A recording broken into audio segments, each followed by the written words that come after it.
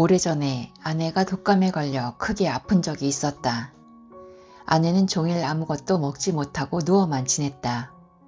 저녁에 집으로 가다가 곰탕집을 보니 바로 아내 생각이 났다. 아내가 곰탕을 먹으면 조금이라도 기력을 차릴 것만 같았다.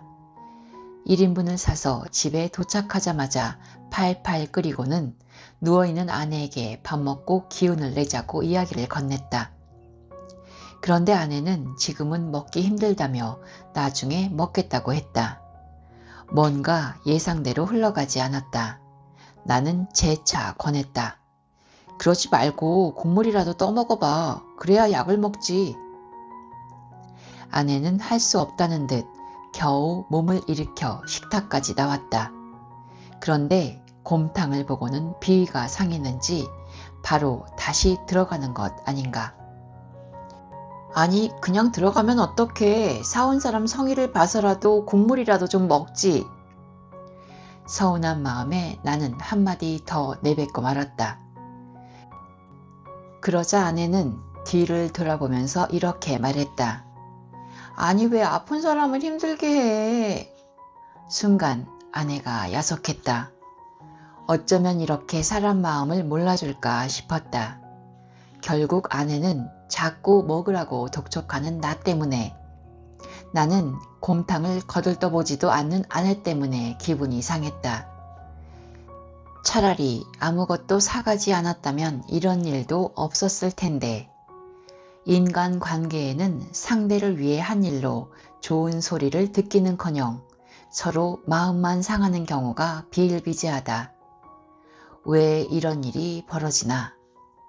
내 마음과 상대의 마음이 달라서다. 그렇다면 독자 여러분은 누구 잘못이 더 크다고 생각하는가?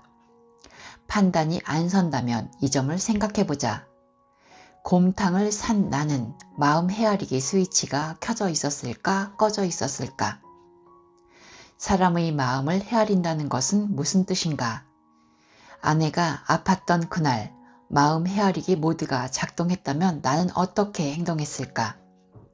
인간관계가 힘든 것은 노력이 부족해서가 아니라 상대를 염두에 두지 않고 자기 생각에만 빠져있기 때문이다. 마음 헤아리기에는 크게 세 가지 요소가 있다. 첫째, 상대의 마음과 내 마음이 다르다는 것을 염두에 두는 것이다. 다시 말해, 마음 헤아리기는 상대의 마음과 내 마음이 다름을 기본 전제로 관계를 맺는 것이다. 곰탕을 먹으면 기운을 차릴 거라는 것은 내 생각이다. 아내 마음은 내 마음과 다르다. 곰탕을 먹고 싶을지도 모르지만 전혀 먹고 싶지 않을 수도 있다. 관계의 초기에는 나는 이것을 좋아하지만 상대는 싫어할 수 있다는 점을 잘 염두에 둔다. 그렇기에 뭐 좋아하세요? 라고 묻는다. 그러나 관계가 가까워지면서 점점 상대의 마음과 내 마음이 다르다는 것을 잊는다. 아니, 상대의 마음과 내 마음이 같을 것이라고 또는 같아야 한다고 생각하는 경우가 많다. 둘째, 상대의 마음을 궁금해하고 알고 싶어하는 것이다.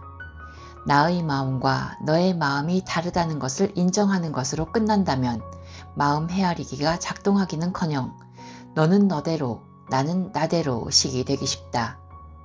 마음 헤아리기는 서로의 마음이 다르다는 전제하에 상대의 마음을 알고 싶어하는 관심과 호기심이 작동하는 상태다.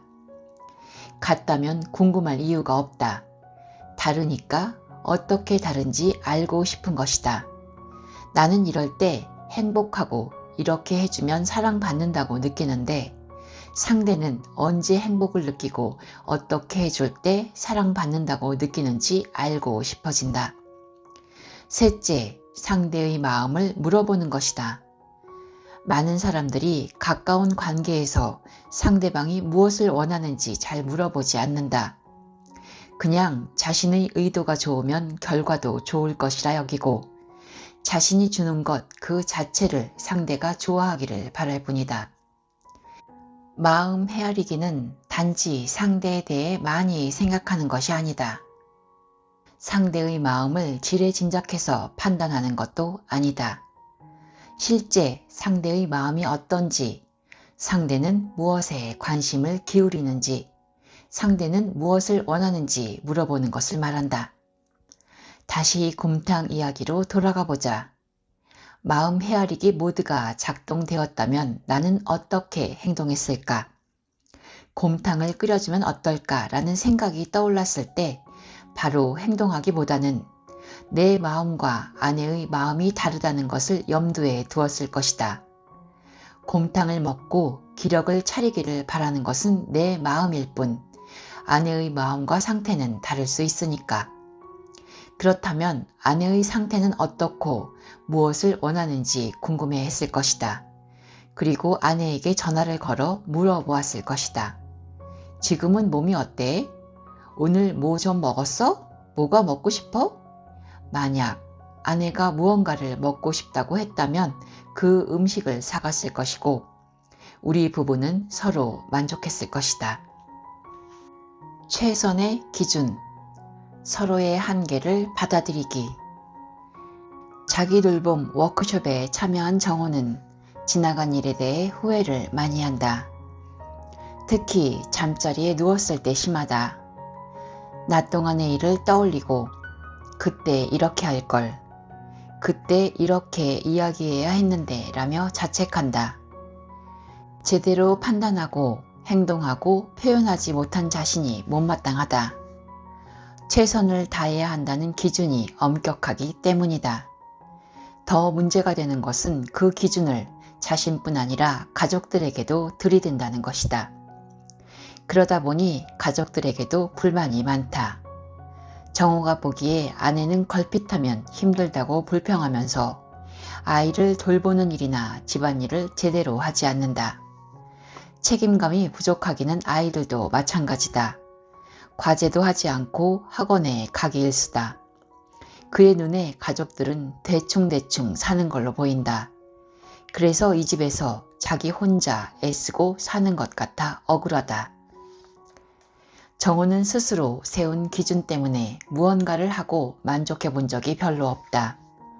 자신에게 이 정도면 괜찮아, 나름 잘했어 라고 말해본 적도 없다. 가족들에게도 마찬가지다. 언제나 더 잘할 여지가 있는 것처럼 보이니 칭찬하지 않는다.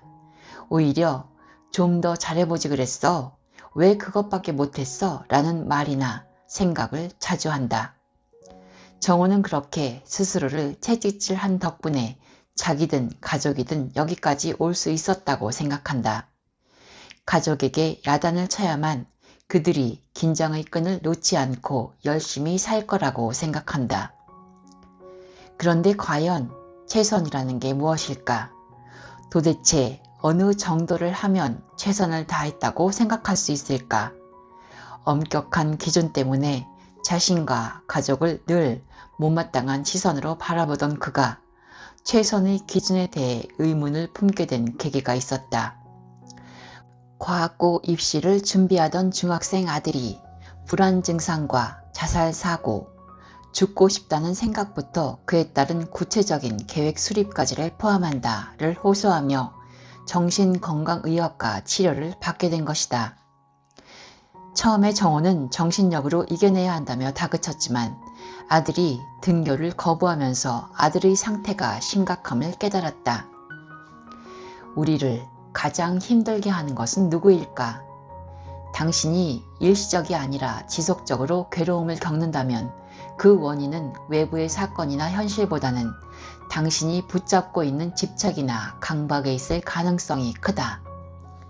예를 들면 번아웃이 오고 있는데 나는 늘 열심히 살아야 해 라는 마음이 강하거나 자녀와의 갈등이 심각한데도 너는 내 말을 들어야 해 라는 마음을 꽉 쥐고 있거나 자신을 함부로 대하는 사람 앞에서 나를 싫어하는 사람이 있으면 안 돼 라는 마음을 놓지 못하고 오히려 상대에게 인정받으려고 애쓴다면 당신의 괴로움은 점점 커져만 갈 것이다. 그러나 우리는 자신이 괴로움을 붙잡고 있다는 사실을 알면서도 엄격한 기준을 내려놓지 못할 때가 많다. 너무 애쓰지 않아도 돼. 아이들이 말을 안 들을 수도 있지. 나도 싫어하는 사람이 있는 것처럼 나를 싫어하는 사람이 있을 수 있어 라고 애써 생각해봐도 그때뿐이다. 왜 이렇게 마음의 힘을 빼기가 어려울까? 대표적인 이유를 꼽자면 그 엄격한 기준과 태도 덕분에 살아남을 수 있었고 다른 사람의 인정을 받을 수 있었다는 것이다. 그런데 엄격한 기준을 한순간에 내려놓을 때가 있다. 바로 기준이나 강박보다 더 중요하거나 더 원하는 것이 있을 때다. 최선을 다해 애쓰는 것보다 내 몸과 마음의 건강을 돌보는 것이 더 중요해지고 부모 말을 따르게 하는 것보다 자녀의 건강과 행복이 더 중요해지고 모든 사람과 잘 지내기보다 진심을 표현하는 것이 더 중요하다고 느껴지는 순간 에너지의 흐름이 바뀌어 자신의 기준을 제고할 수 있다. 정호는 힘들어하는 아들을 지켜보면서 과연 무엇이 더 중요한지 갈등하고 있다. 인간관계에서 최선은 무엇일까? 상대가 당신의 기대만큼 잘해주는 것일까? 아무 갈등 없이 서로 호흡이 잘 맞는 것일까? 그럴 수 있다면 좋겠지만 현실에서 그런 일은 없다. 가까운 관계일수록 수많은 엇갈림이 일어난다. 따라서 관계에서 최선이란 서로를 이해하는 것이다. 나가 혼자만 이해하는 게 아니라 나의 이해가 실제로 상대에게 전달되어야 한다. 정호는 아들을 이해한다고 생각했지만 아들의 생각은 전혀 달랐다. 정호는 아들에게 좋은 학교에 가서 좋은 일을 하라고 설득한 적은 있지만 강요하지는 않았다고 생각한다. 또 그는 아들과 많은 이야기를 나누었다고 생각한다. 하지만 아들은 정작 힘든 일이 있을 때 가장 이야기하기 어려운 상대가 아버지라고 했다. 공부 스트레스 때문에 아버지에게 이야기를 꺼내면 돌아오는 대답은 언제나 거의 비슷했다. 너만 힘든 게 아니야. 다 힘들어. 그 힘든 것을 잘 견디고 있느냐 없느냐가 중요한 거야. 힘들다고 하면 더 힘들어져. 잘할 수 있어. 최선을 다해봐. 아들은 이제 그런 이야기가 듣기 싫다. 그렇다 보니 부자간의 대화는 정호의 독백 아니면 훈계로 끝난다. 아들이 등교를 거부할 때도 비슷한 이야기를 해주었다. 하지만 예전에는 잠자코 듣고만 있던 아이가 이번에는 절규하듯이 소리를 질렀다. 나는 지금 최선을 다한 거라고요. 정호는 충격을 받았다. 순간 아무 말도 할 수 없었던 정호는 시간이 지날수록 자신이 있는 그대로의 아들을 사랑한 게 아니라 지금 존재하지 않는 자신이 바라는 아들을 사랑했음을 깨달았다. 또한 아들이 자신의 상황에서 나름대로 최선을 다했음을 인정하지 않을 수 없었다.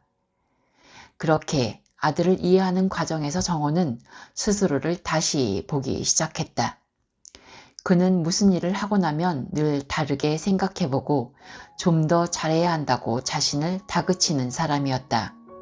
하지만 그런 관점은 과거를 결과론적으로 바라보는 것에 지나지 않았다. 이제 그때는 분명 그렇게밖에 할 수 없었던 이유와 한계가 있었을 것이라고 받아들이기 시작했다. 워크숍에 참가하면서는 자신을 포함해 가족을 대하는 태도도 달라졌다.